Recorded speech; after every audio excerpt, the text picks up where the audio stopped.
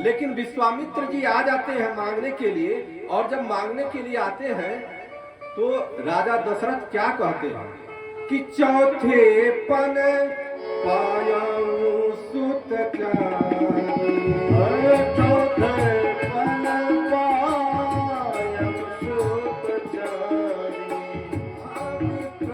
विप्र बोले हूँ वचन विचारी, विप्र बोले हूँ वचन विचारी। यहाँ पर समझना है कि चौथे पन पायो सुतचारी। चौथे पन में तो मैंने बच्चों को पाया है, और विश्वामित्र जी जाति से तो क्षत्रिय थे वो। यहाँ स्पष्ट कहे कि विप्र न बोले हूँ वचन विचारी। अब यहाँ विप्र शब्द का उपयोग कई जगह आया है श्री रामचरितमानस में। इसका अर्थ क्या है? श्रीमद् भगवत गीता में भी इस बात को है कि चातुर्वर्ण मया श्रेष्ठम गुण कर्म विभाग सा। गुण कर्म के हिसाब से चारों वर्णों का विभाजन है। हमें जिस प्रकार के वर्ण में रहना है, जिस प्रकार के वर्ण में जीवन यापन करना है, उस प्रकार के वर्ण का जो मूल्यांकन है, उस मूल्यांकन पर आपको खरा उतरना ही पड़ेगा। जैसे हम चाहते हैं कि हम ब्राह्मण हैं, अब ब्राह्मण है तो ब्राह्मण का जो मूल धर्म है वह ब्राह्मण के मूल धर्म से हटना नहीं पड़ेगा। क्षत्रिय है तो क्षत्रिय के मूल धर्म से हटना नहीं पड़ेगा।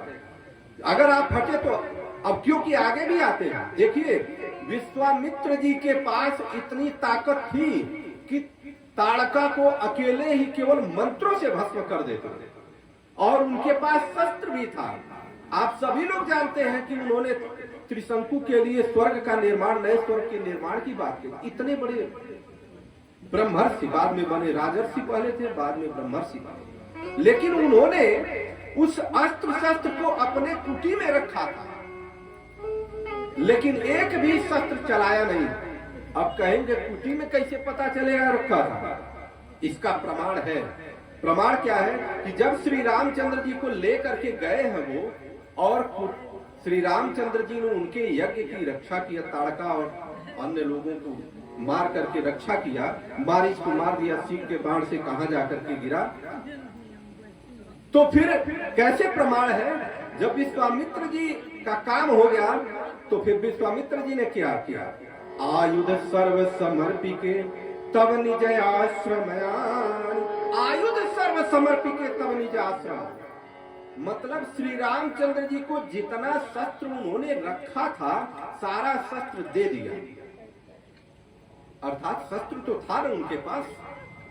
और दूसरी बात क्या थी? दूसरी बात यह थी कि उन्होंने एक ऐसा मंत्र दिया जिससे भूख प्यास नहीं लगेगी। जाते लागन क्षुधा पियासा, अतुलित बल तन तेज प्रकाशा। उन्होंने मंत्र दिया श्री राम जी को कि इस मंत्र के हिसाब से आपको कभी भी भूख प्यास नहीं लगेगी। और जितना आयुध था, उस आयुध का उपयोग, आयुध का मतलब शस्त्र होता है, बम, गोला, बारूद, जो भी वर्तमान समय में समझ सके, सब श्री राम जी को दिया। अर्थात उन्होंने क्षत्रित्व का कार्य जब छोड़ दिया तो उन्हें ब्रह्मर्षि की उपाधि मिली। गुरु वशिष्ठ जी के द्वारा ब्रह्मर्षि की उपाधि मिली। और जब उपाधि मिल जाएगी ब्रह्मर्षि की, तो ऐसा नहीं है कि कोई हमको गाली दे देगा तो हम 2 थप्पड़ चला के तुरंत मार देंगे 2 गाली। उसको सहना पड़ेगा, तप करना पड़ेगा, हमको मंत्र का जाप करना पड़ेगा, अपनी सुरक्षा के लिए व्यवस्था बनानी पड़ेगी। यह है हमारा श्री रामचरितमानस की हमारी श्रेष्ठ